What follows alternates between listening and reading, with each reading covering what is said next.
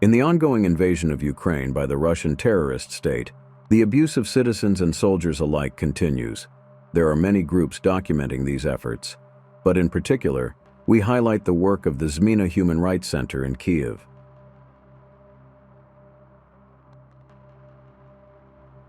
In their newest report prepared for January 2024, titled, "85% of men will pass through this detention center," the team of researchers documented and analyzed the testimonies of citizens detained in the district police department during the occupation of Kupyansk in the eastern Kharkiv Oblast. Here are the key findings of their investigations from in-depth interviews with victims that were detained between April 2022 and September 8, 2022, when the Kharkiv area of Kupyansk was liberated by the armed forces of Ukraine. 1. Representatives of the Russian Federation, as well as in other regions of Ukraine, continued the practice of illegal detention of specific categories of persons on the territory of the Kupyansk district of the Kharkiv region, in particular 1. Active and former military personnel, participants of the ATONJ, FO, TBU, military relatives, their friends and acquaintances. 3. Persons with a pro-Ukrainian position and persons identified by representatives of the Russian Federation as supporting Ukraine, as well as those who refused to cooperate with the occupation authorities. A separate category among those detained were persons detained for minor offenses, for example, violation of the curfew regime. 2. The detentions had no legal grounds, took place without following due legal procedure, and are violations of human rights and international humanitarian law, and may also constitute a war crime or a crime against humanity. 3. Due to the purposeful persecution of the category of people who support Ukraine, a broad and subjective definition of this group by the representatives of the Russian Federation is followed. In addition to former military personnel, persons known for their active civic stance and those who openly refuse to cooperate with the occupation authorities, people who, for example, shout a patriotic slogan or wore Ukrainian symbols, were subject to persecution. 4. The purpose of the practice of illegal detentions and subsequent violations was to suppress resistance in the occupied territory. This happened due to the detention of active members of the community and those who the representatives of the Russian Federation considered to be such, as well as forcing the detainees to inform on other members of the community in order to weaken the group of people who support Ukraine. 5. Illegal detentions took place on the street, at home, and at the workplaces of the victims. In most cases, they were conducted by a group of armed representatives of the Russian Federation who hid their faces. The victims were not charged. In 6 documented cases, detention was accompanied by beatings and threats that could constitute ill treatment. 6. Most cases of illegal detention can also be enforced disappearances. Neither the victims nor their relatives were informed of the place where the person was being taken. The practice of keeping detained persons incommunicado from their friends and family has persisted. Both representatives of the Russian Federation and representatives of the occupation administrations refused to officially confirm the whereabouts of the detained persons. The only source of information about them were other detainees who were released. Such actions may constitute enforced disappearances and be qualified as a crime against humanity. There were 2 cases when information about the whereabouts and fate of detained persons were used by representatives of the Russian Federation to cause suffering to relatives, which may constitute torture. 7. Taken together, the conditions of detention in the temporary detention center of the Kupyansk District Police Department may constitute torture. Despite the fact that the premises of the isolator are adapted for the stay of detainees there, the conditions created by the representatives of the Russian Federation did not meet the minimum standards of detention.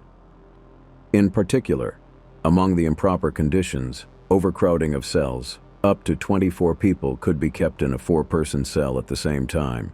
Unsanitary conditions, heat, lack of air, high humidity, lack of hygiene products, sensory impact, constantly turned on lights, sleep restrictions, did not meet the minimum standards of detention. prohibition of new detainees to sleep and punishment for sleeping, inadequate nutrition, limited access to water, no drinking water, no shower, inadequate medical care. In addition, some of the detainees were placed in the temporary detention center, where they were kept for several days under any weather conditions. 8. A repetitive interrogation procedure was followed, which included uniform questions aimed at 1. Obtaining information about former and active military personnel in the community, 2.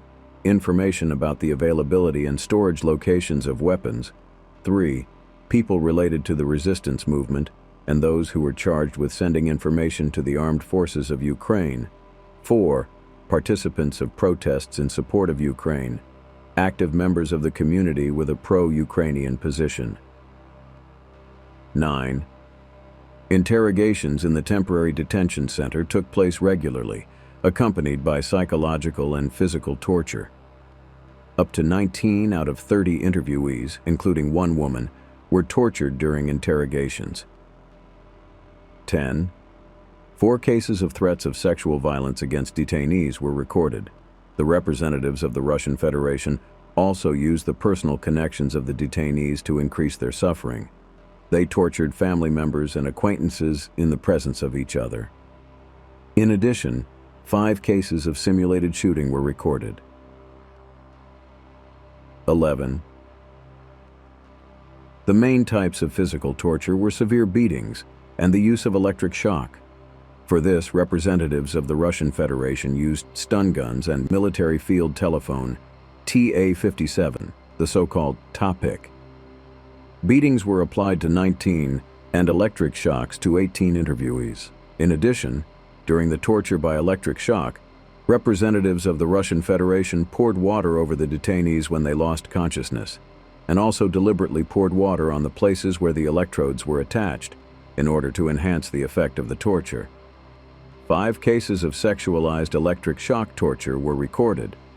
Torture, both psychological and physical, or inhumane treatment, as well as the intentional infliction of severe suffering or grievous bodily harm or harm to health, are serious violations of human rights law and the Geneva Conventions and may constitute war crimes or crimes against humanity.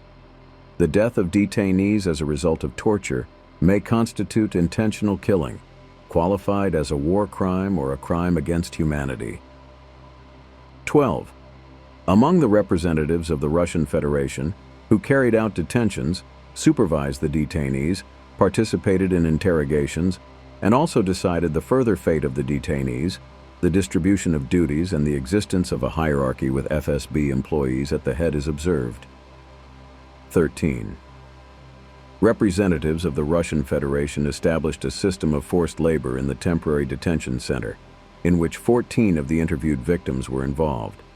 At the same time, those detainees whom the representatives of the Russian Federation singled out as political were mostly not involved in the work.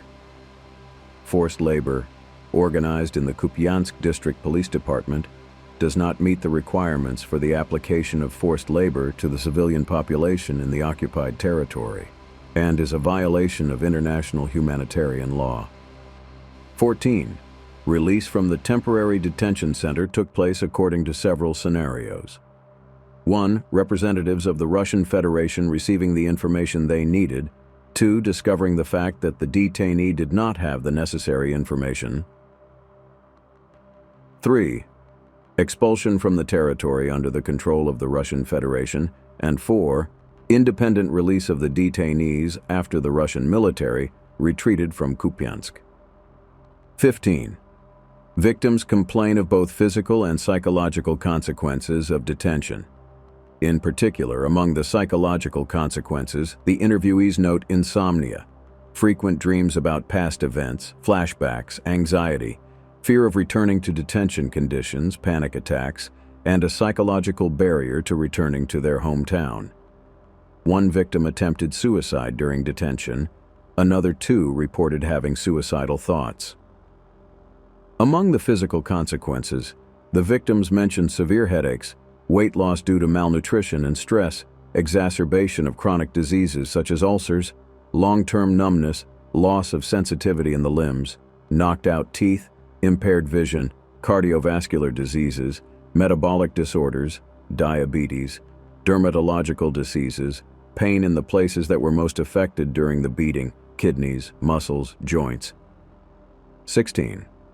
19 interviewees noted that after their release they were interrogated by law enforcement agencies of Ukraine. However, only 4 indicated that they knew about the open criminal proceedings, as well as about their procedural status. 4 interviewees did not contact the law enforcement agencies at all. And 17. A number of factors repeated in this and previous Zmina analytical materials indicate the scale and systematic nature of the attack. In particular, the geographical spread of the practice of illegal detentions, enforced disappearances and torture is monitored, as well as the following signs. 1. The identification of a specific group of civilians targeted for attack. 2. The presence of a repeated pattern of illegal detentions and enforced disappearances. 3. The presence of a repeated interrogation scenario. Similar interrogation procedures with the distribution of roles between the representatives of the Russian Federation. 4. The repetition of patterns of torture, cruel, inhuman, or degrading treatment and punishments during detention and during interrogations. 5. The existence of hierarchies between the representatives of the Russian Federation in places of detention. This Zmina report was compiled with the work of Onysia Senyuk, Yelizaveta Sokurenko, Serhiy Kochmarsky, Victoria Sholoch, Yevgen Vasilyev, and reviewed by Natalia Okhotnikovoi. Thank you for watching, and please remember to subscribe to our channel and our Patreon to both support this work and learn more as we continue to cover the war Russia is waging on the sovereign country of Ukraine.